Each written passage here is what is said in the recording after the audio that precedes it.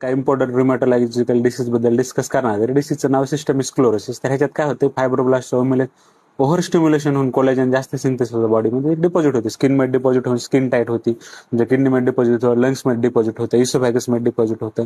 आणि हे झाल्यामुळे काय होतं, काही कॉम्प्लिकेशन तयार होतात समजा. तर ह्याची मॅनेजमेंट पण बघू आपण. मेकॅनिझम तर बघितले, काय होईल, कोलॅजनचं जास्त सिंथेसिस होईल ते डिपॉझिट होईल जिकडे तिकडे.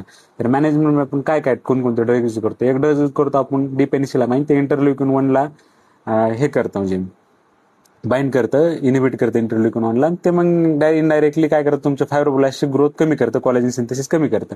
दुसरं तुमचं मग आता जे कॉम्प्लिकेशन होईल समजा, किडनीमध्ये प्रोग्रेशन होऊ नये म्हणून डिसीजचं, मग आपण तिथे एस इनिबिटर ड्रग्स यूज करतो, जिथे लिसोनोप्रिल, लेनारापिल वगैरे. पण ह्याच्यात रिनोड्स फिनॉमिना पण दिसतं. आपण मागे डिस्कस केला रिनोड्स फिनॉमिनाबद्दल. रिनोड्स फिनॉमिना काय होतं, तुमचा हात पहिल्यांदा व्हाईट बनतो, वॅस्पझम झाल्यामुळे ब्लड फ्लो होत नाही ना बरोबर, पुन्हा ब्ल्यू बनतो, पुन्हा रेड बनतो. तर ते होऊ नये म्हणून आपण कॅल्शियम चॅनल ब्लॉकर यूज करतो.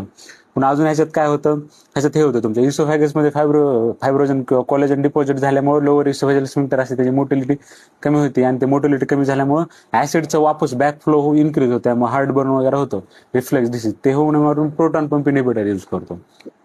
आणि सगळ्यात महत्त्वाचं, लंग्समध्ये पण तुमच्या फायब्रोसिस होते, इंटरस्टिशियल फायब्रोसिस म्हणतो आपण, ते होऊ नये म्हणून आपण सायक्लोस्पास्पोरेट यूज करतो. लक्षात कॉम्प्लिकेशन काय काय होईल. सगळ्यात महत्त्वाचं, आपण डिफेनिसिलामाइन यूज करतो इन जनरल, की फायब्रोसिस होऊ नये म्हणून. किडनीला वाचवण्यासाठी एनिसिमिटर ड्रग्ज यूज करतो. तुमच्या रेनॉल्ड्स पुन्हा होऊ नये म्हणून आपण काय करतो, कॅल्शियम चॅनल ब्लॉकर यूज करतो. रिफ्लेक्स डिसीजमुळे प्रोटॉन पंप इनिबिटर करतो. आणि लंग्समध्ये डॅमेज होऊ नये, इंटरस्टिशियल फायब्रोसिस, त्यासाठी सायक्लोफॉस्फेट यूज करतो.